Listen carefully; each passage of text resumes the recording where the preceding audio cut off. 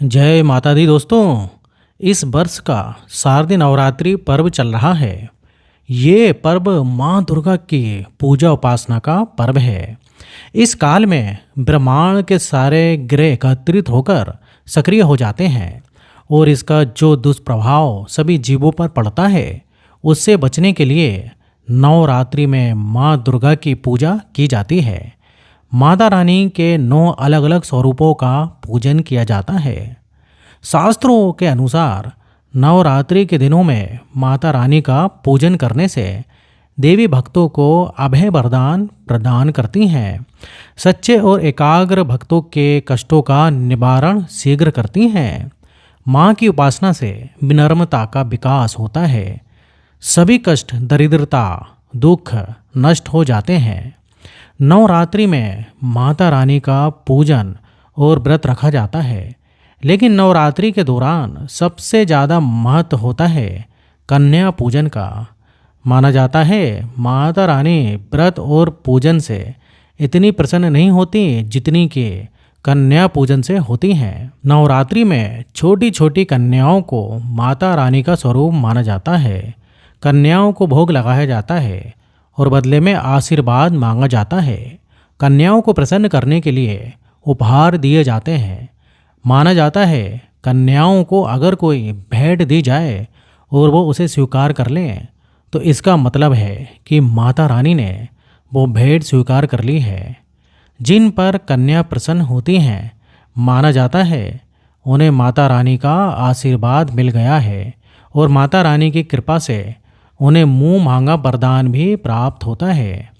नवरात्रि में 2 वर्ष से 10 वर्ष तक की कन्या का पूजन होना चाहिए। अष्टमी अथवा नवमी को कन्याओं के पैर धोकर भोजन कराना और सामर्थ्य के अनुसार दान देना श्रेष्ठ माना जाता है। 2 वर्ष की कन्या को कुमारी कहा जाता है। इसके पूजन से दुख और दरिद्रता दूर होती है। 3 वर्ष की कन्याओं को त्रिमूर्ति भी कहा जाता है और इनके पूजन से सुख समृद्धि आती है। 4 वर्ष की कन्या को कल्याणी कहा जाता है और इनके पूजन से भक्त का कल्याण होता है। 5 वर्ष की कन्या को रोहिणी कहा जाता है। इनके पूजन से रोग से मुक्ति मिलती है। 6 वर्ष की कन्या को काली का रूप माना जाता है। इनकी पूजा से विद्या, विजय और राजयोग की प्राप्ति होती है। 7 वर्ष की कन्या को चंडी का माना जाता है। इनके पूजन से ऐश्वर्य की प्राप्त होती है और 8 वर्ष की कन्या को सांभवी का रूप माना जाता है। इनके पूजन से वाद विवाद में विजय मिलती है। 9 वर्ष की कन्या को दुर्गा का स्वरूप माना जाता है और इनके पूजन से शत्रुओं का नाश होता है। 10 वर्ष की कन्या को सुभद्रा कहा जाता है। इनके पूजन से सभी मनोरथ पूर्ण हो जाते हैं।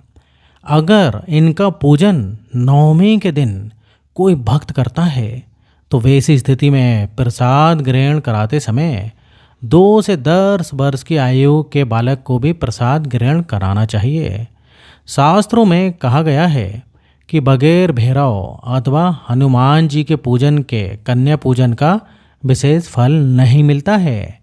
बालक हनुमान जी का स्वरूप होते हैं। वर्तमान परिस्थितियों में नवरात्रि के दौरान कन्या पूजन करना उतना सुरक्षित नहीं है, लेकिन जैसा कि शास्त्रों में वर्णित है, कन्या पूजन के बिना, कन्याओं के आशीर्वाद के बिना नवरात्रि के व्रत और पूजन अधूरे रहते हैं। आज की इस वीडियो में हम आपको एक ऐसी चीज़ के बारे में बताने जा रहे हैं जिसे आप नवरात्रि के दौरान किसी भी कन्या को देते हैं तो आपको दुर्गा माँ का आशीर्वाद प्राप्त होता है। माता रानी की कृपा से जीवन में चली आ रही बड़ी से बड़ी परेशानियाँ खत्म हो जाएंगे। घर में सुख समृद्धि आएंगे। जीवन खुशहाल हो जाएगा।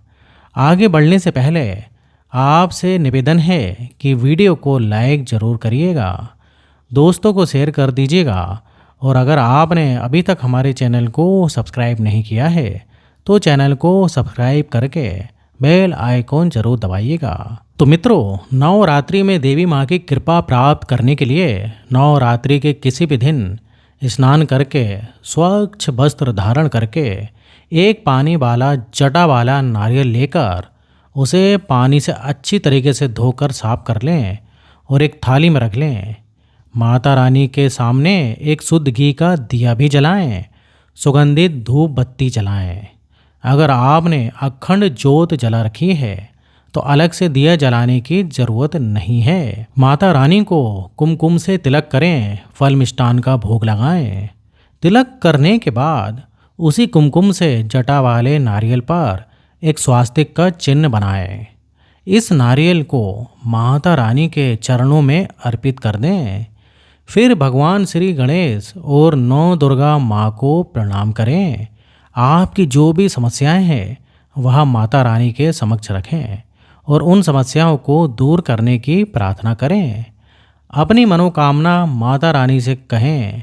फिर आप माता रानी के इस मंत्र का एक बार जाप करें। मंत्र इस प्रकार से है: सर्व मंगल मांगले शिवे सर्वार्थ साधिके शरण्ये त्र्यंबके गौरी नारायणी नमोस्तुते। मंत्र एक बार फिर से सुन लें। सर्व मंगल मांगले शिवे सर्वार्थ साधिके शरण त्र्यंबके गौरी नारायणी नमोस्तुते। इस मंत्र का अर्थ है, सब प्रकार के शुभ करने वाले मंगलमय माता, आप कल्याणकारी और सब मनोरथ को पूरा करने वाली हैं।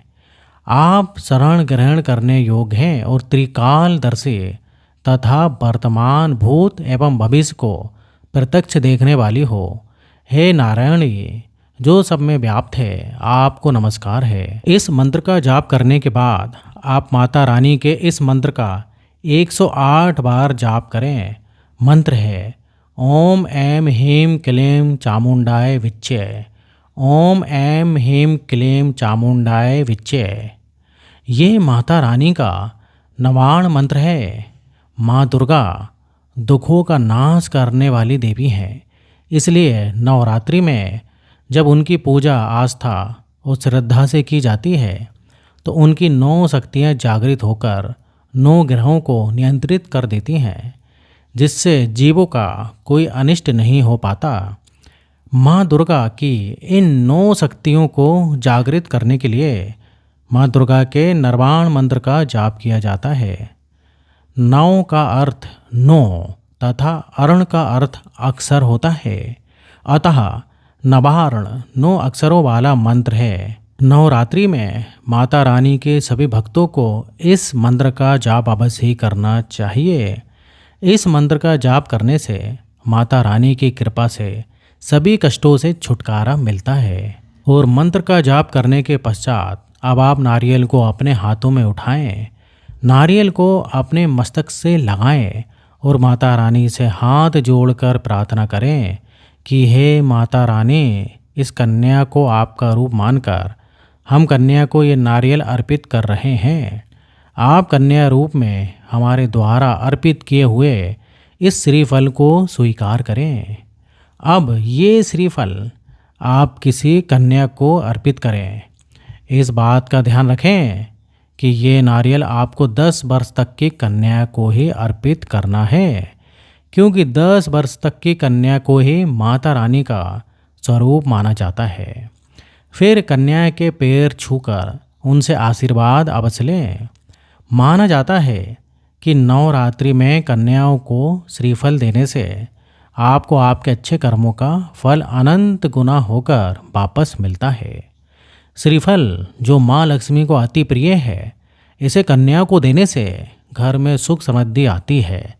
नौ दुर्गा माँ की कृपा से बड़ी परेशानियाँ दूर हो जाती हैं, मनचाहा वरदान प्राप्त होता है। नवरात्रि में कन्या को श्रीफल देना सबसे ज़्यादा शुभ माना जाता है। मान्यता है कि कन्याओं के द्वारा ग्रहण किया गया श्रीफल सीधे माता रानी द्वारा स्वीकार कर लिया जाता है। इससे घर में संपन्नता बढ़ती है और माँ लक्ष्मी की कृपा से घर में धन धान्य के भंडार भर जाते हैं। हो सके तो श्रीफल के साथ आप कन्या को कुछ चाहे तो रुपए भी अवश्य दे सकते हैं। नवरात्रि में कन्याओं को रुपए देना बहुत ही शुभ माना जाता है। ऐसा करने से माँ लक्ष्मी आप पर प्रसन्न होंगी और आपके भंडार भर देंगी। दोस्तों, नवरात्रि में आप ये कार्य किसी भी दिन कर सकते हैं, लेकिन उससे पहले स्नान आदि करके पूजन अवश्य ही करें। माता रानी का पूजन करने के पश्चात ही कन्या को ये भेंट दें। पीरियड्स के दौरान महिलाएं ये कार्य ना करें, क्योंकि ये भेंट आप कन्या को माता रानी का स्वरूप मानकर दे रहे हैं। नवरात्रि में व्रत और पूजन से भी ज़्यादा महत्व कन्या पूजन रखता है। इसलिए नवरात्रि के दौरान भूल कर भी किसी भी कन्या का अपमान ना करें। नवरात्रि के दौरान आपके घर आई कोई भी कन्या या फिर कोई भी ज़रूरतमंद व्यक्ति खाली हाथ ना जा पाए।